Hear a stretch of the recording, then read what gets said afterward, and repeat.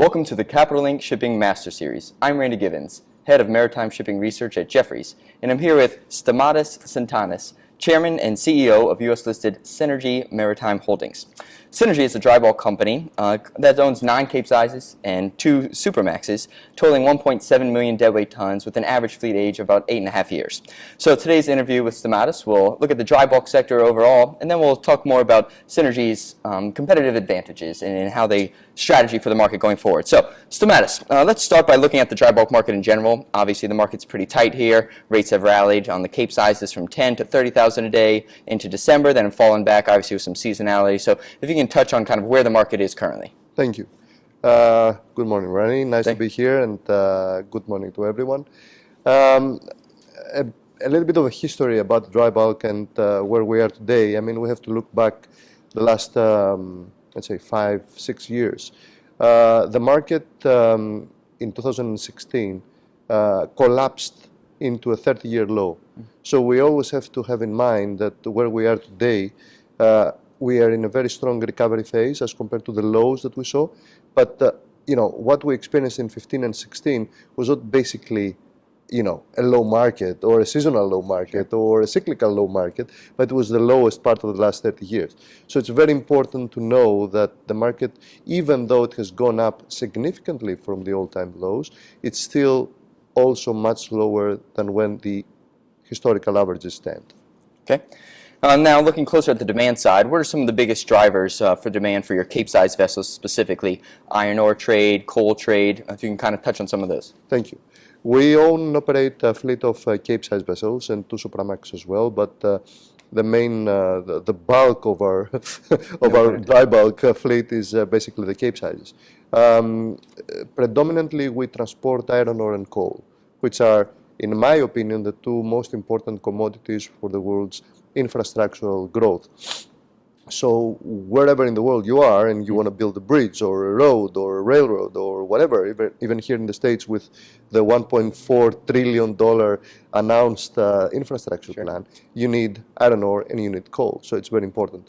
Our Capesizes are the world's largest mainstream sized ships for iron ore and coal. And we are very confident that in the next years, at least 5 years, we will continue to see a demand growth for iron ore and coal to exceed 3 to 5% a year. Wow. Awesome. Now, for the iron ore side, is that mostly coming out of Brazil, the Vale S11D mine, and new exports out of that? I think it's 25 to 30 million tons there. Is that going to be the biggest driver for increased Chinese imports and the dry bulk iron ore trade? Yes, that is correct. We are very lucky in our outlook to know that Vale, which produces the world's highest quality of iron ore, will be increasing their output by about 25 million tons. I mean, 25 million tons by itself may sound very impressive, but if you put it into a certain context, which is basically from 340 to go up to 365 million just out of one particular miner, that gives you an idea of how big the trade is. Now, higher quality iron ore means that you have a more efficient product and you have less pollution in the production areas. So in China, for example, burning in the furnaces 10% higher Fe content iron ore means a significant decrease in the actual pollution in the country.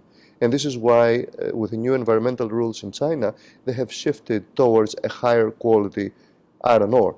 And that higher quality iron ore comes from Brazil, especially the north of Brazil. And that means a longer ton-mile effect. Absolutely. So that's actually going to significantly improve the fundamentals of the market in the next few years. And the other demand driver being coal. You know, inventory levels both in China and India are at multi-year lows. But at the same time, China's been switching away from coal a little bit. India's maybe increasing some domestic production with the private miners now being able to mine for coal. So what is your outlook for the coal trade? We're also very optimistic for the coal. Coal is not going to go down. We think that it will continue to rise as a commodity, as a dry bulk commodity. And the reason is that same as the iron ore, you also have various differences in the coal efficiency. So the higher grade coal obviously makes more efficient burning for fuel, but also is much more efficient in the production of iron ore. So generally, a higher quality coal comes from also longer distances, and that creates a ton-mile effect. Sure. Now looking at supply and kind of your fleet makeup, obviously Seanergy focuses on the Capesize sector. Why are some pros there to fleet specialization, and why on the Capesizes specifically? Yeah. Well, we were, how do you say it, we had an insight a few years ago when we rebuilt the company from the beginning into following the Capesize market. We saw at the time that the best fundamentals were historically and in the future we're going to be in the Capesizes. Sure. And the reason is, as I mentioned before, the demand will continue to be strong in the next few years, but also at the time we were at the lowest part of the last 30 years. So going back to my initial statement that when you're actually investing in a market at the absolute bottom, you cannot go very wrong. So we thought at the time, what's the best leverage we can get for ourselves and the investors, by betting into the recovery of the dry bulk market? Absolutely. And the obvious, answer at the time was the Capesize. Sure. From a qualitative point of view, the Capesize segment is a more closed group of players. For example, we don't necessarily deal with the hundreds of smaller charterers in the dry bulk market. We deal with the world's largest miners, which are very, very healthy companies, equivalent to the oil majors. So we're very happy to be trading with these very quality names. And we have become a high quality counterparty with these names. Awesome.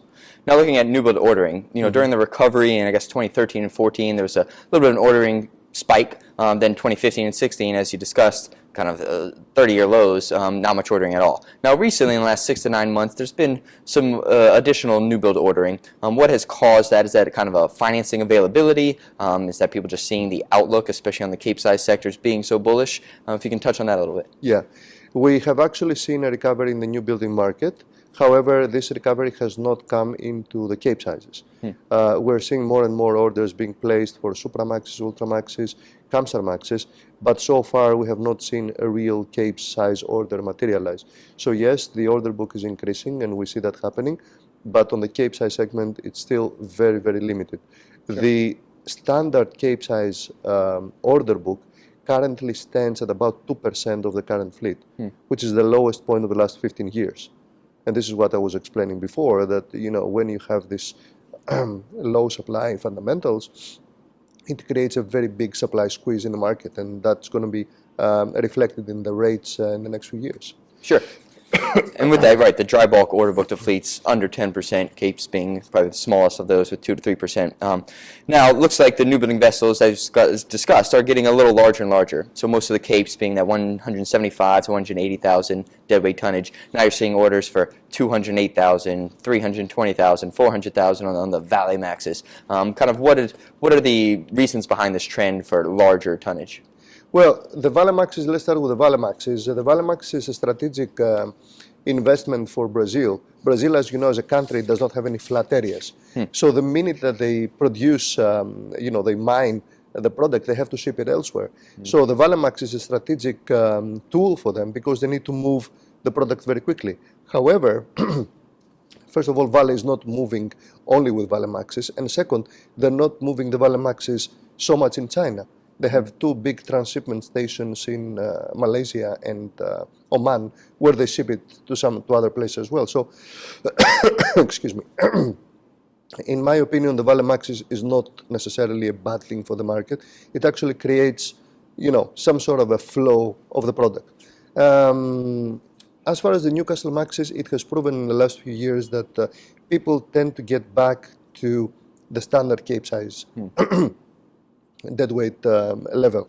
And we are in constant discussions with our charterers in Singapore and in other places, and they all tend to prefer the standard 180,000 deadweight ship. Sure. And generally, the bigger the ship, the more limited are your options. For example, now in China, with the consolidation of the steel mill industry, which everybody knows about that, we tend to deliver more product point to point. Sure. You cannot fit a Newcastle Max up the Yangtze River so easily. So it has to be a standard Cape, and that creates more flexibility in moving the cargo. Sure. Okay, and then looking at the opposite of fleet growth, scrapping. Scrapping from 2011 to about 2016 averaged over 25 million deadweight tons a year. Yeah. 2015 and 16 were both 30 million deadweight tons. Obviously, that was in a very low rate environment. 2017, rates rallied a little bit. Scrapping got cut in half to about 15 million deadweight tons. Yeah. What are your thoughts on scrapping for 2018 and 19? Obviously, a lot of it is rate dependent, but a lot of it is kind of the older tonnage aging out of the fleet. There is a natural churn rate. I mean, certain amount of ships need to go out of the market. So, we know for a fact that about 20 to 30 ships a year will need to exit the Capesize market. Obviously, it's not going to be as high as what we saw in 15 and 16, Sure. but that was that was again the lowest part of the market for the last 30 years. And generally, the market at the time needed a cleansing, to put it in. That's fair. Right now, I think that there's a very tight demand and supply balance.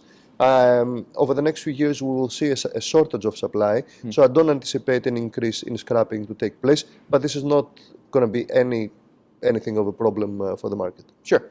Now, before we get into Seanergy specifically, I'd like to talk about two of the kind of headlines that have been around the market recently. First being U.S. tariffs on both aluminum and steel. Yeah. The U.S. is kind of putting these 25% tariffs on steel, 10% on imported aluminum. How is that going to affect the dry bulk market and the dry bulk trade? For the time being, we see a very limited effect on the dry bulk trade.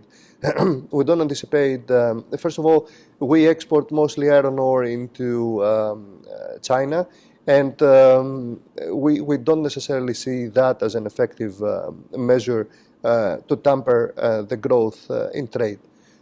So in our opinion, it's not going to be a big problem for us. But the biggest thing about the U.S. policy in the future is the drive for infrastructural growth. So no matter how you see it from every angle, one way or another, the U.S. is going to need steel. Sure. Whether they will import the steel or they will make it here, one way or another, you have to transport iron ore. So one way or another is going to be positive for shipping in the long run. Got it. Makes sense. And then the other one being IMO regulations. Obviously, yes, with the IMO 2020 and the low sulfur mandate coming out, seems like a game changer for the shipping sector overall. How is that going to affect specifically dry bulk shipping? Well, every new regulation always has a certain period of how do you say it? Transition. Yeah, transition period. So we see that being applied every now and then in shipping. We're not worried about that as a company. We've made a very extensive research about the new regulation, so we're not so much worried. It's going to be good for shipping because people are focusing in the incremental investment, which may be substantial. However, what they're missing to see is that a big amount of the tonnage is going to be out of the market to implement these changes. Sure, should accelerate scrapping. Exactly. Yeah. So it will accelerate scrapping. You will need to install these things. So it's going to take a downtime, which may be quite significant. But on top of that, those that will choose not to implement the scrubbers and the new Annex 6 rules, they will have to do a lot of slow steaming. And slow steaming means fewer and fewer available supply in the water. Sure. Now, given your focus looking at Seanergy specifically on the Capesizes, highly levered to kind of Chinese coal and iron demand, as we discussed, how do you think about concentration and diversification of geographical risks? Yeah. I know iron ore or coal especially is going to India as well, but a lot of it is Chinese demand related. Yeah. Well, 9 out of 10 of our trips end in China. Sure. So, it goes without saying that China is the biggest demand driver for our fleet. As a company and as a strategy, we tend to split the tonnage of the company between the two main geographical areas. So we keep about 50% of our tonnage in the Pacific area, okay, which is the round trip of Australia, and 50% in the Atlantic, which is the round of Brazil and China. Awesome. Now, the dry bulk market is still the most fragmented across all of shipping. I think the top 10 owners only own about 15% of the overall fleet. Yeah. So kind of what is your take on either being a potential acquisition target for your Capesize exposure, obviously pretty attractive assets at this point, or is the way forward staying your own company and just organic growth and additional secondhand acquisitions? We are in a very good place right now, so we don't want to grow bigger just for the sake of growth. Sure. We like it the way we are, and the operational leverage we have created is very significant. Just to give you an idea, for every 10% increase in asset values, a mere 10%, our NAV doubles. Sure. So for a 20% increase, we triple. So we're in a very good place right now. Also, as far as consolidation is concerned, you always have to have in mind what kind of other people's problems you're merging with. And this is something that we don't want to get into a situation where we have to deal with other people's legacy situations, to put it this way. That's fair. That's fair.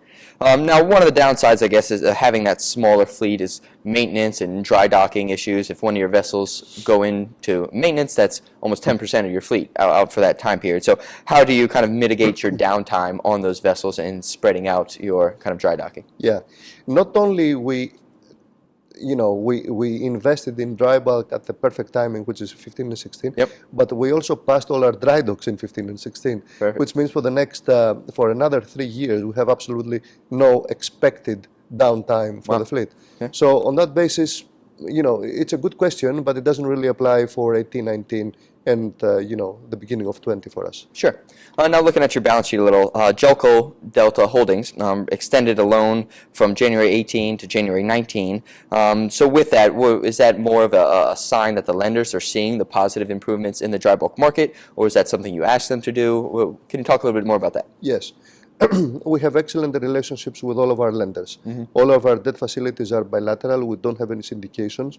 We don't have any restrictive covenants. And we recently got into another proactive waiver process with our lenders that we don't have any covenants being enforced for the next 18 months. Sure. So basically, if the company had a very strong cash flow, we may as well pay dividend without being restricted in any case.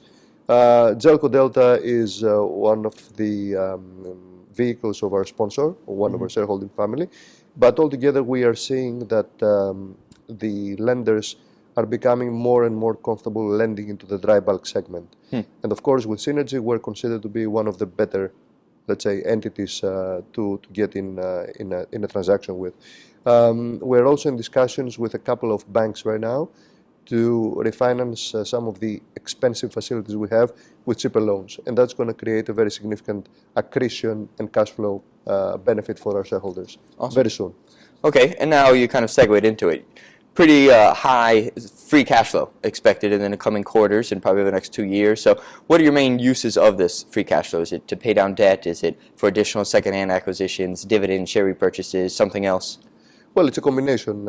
I think that we will look into additional acquisitions for sure. We think that the window will be there for another 3 to 6 months to further increase the fleet. We will most certainly try to reduce our debt, but we already have a debt repayment amortization schedule, so that is being reduced by itself through the cash flow. So there's no need to use any additional cash flow to reduce our debt, so we're very comfortable with that. And dividend is, of course, one of our top priorities in the near future. And the more we get into a sustainable recovery in the market where we can lock in more and more tonnage into a period market, into a period contract, we will look into, reinstating a dividend in place. Awesome. Well, sounds like the dry bulk market outlook is pretty bullish on both the high demand and low supply growth coming, and Seanergy is well positioned for that with all the low age Capesizes. So with that, thank you so much for being here, and thank you for joining us. If you have any questions, feel free to reach out. Thank you, Randy, and thanks everyone for watching.